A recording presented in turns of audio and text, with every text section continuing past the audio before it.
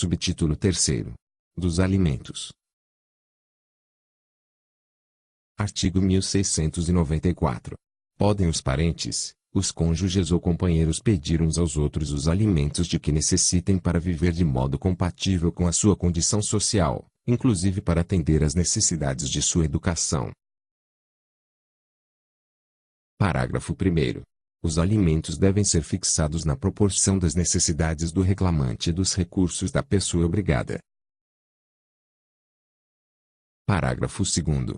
Os alimentos serão apenas os indispensáveis à subsistência, quando a situação de necessidade resultar de culpa de quem os pleiteia. Artigo 1695.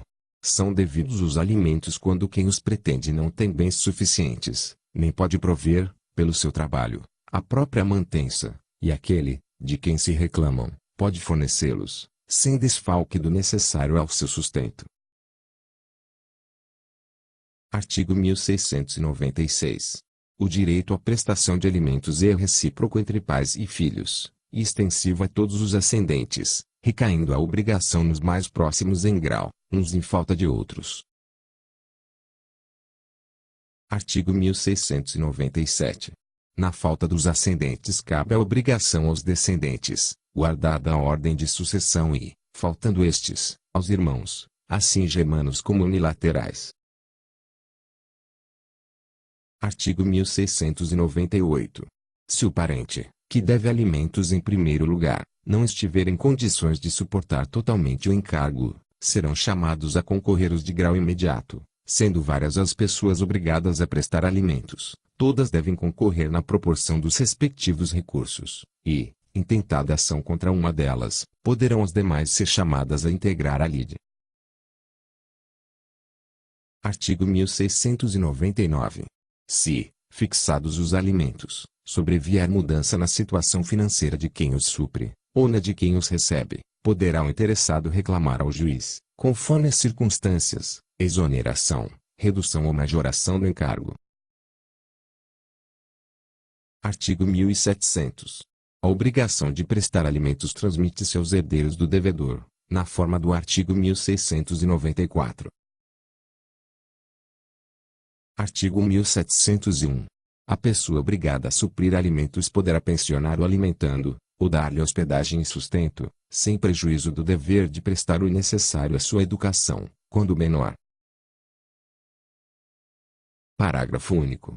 Compete ao juiz, se as circunstâncias o exigirem, fixar a forma do cumprimento da prestação. Artigo 1702. Na separação judicial litigiosa, sendo um dos cônjuges inocente e desprovido de recursos, prestar-lhe-á um outro a pensão alimentícia que o juiz fixar, obedecidos os critérios estabelecidos no artigo 1694. Artigo 1703. Para a manutenção dos filhos, os cônjuges separados judicialmente contribuirão na proporção de seus recursos.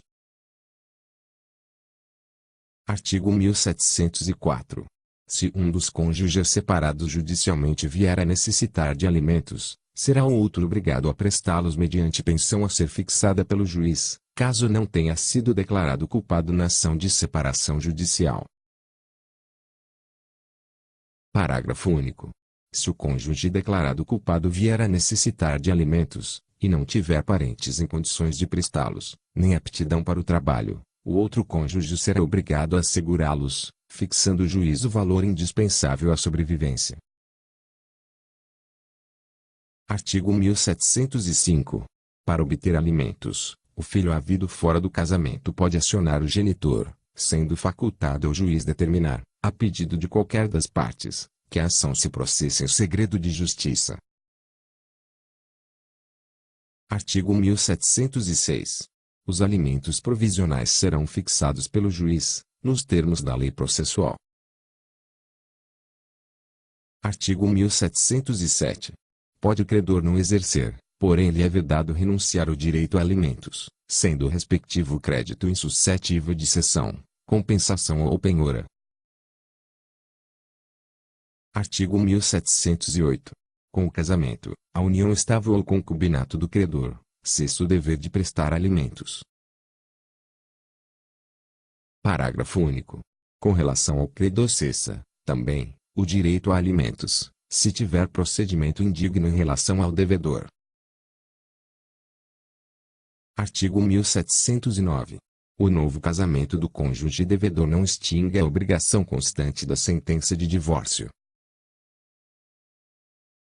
Artigo 1710. As prestações alimentícias, de qualquer natureza, serão atualizadas segundo o índice oficial regularmente estabelecido.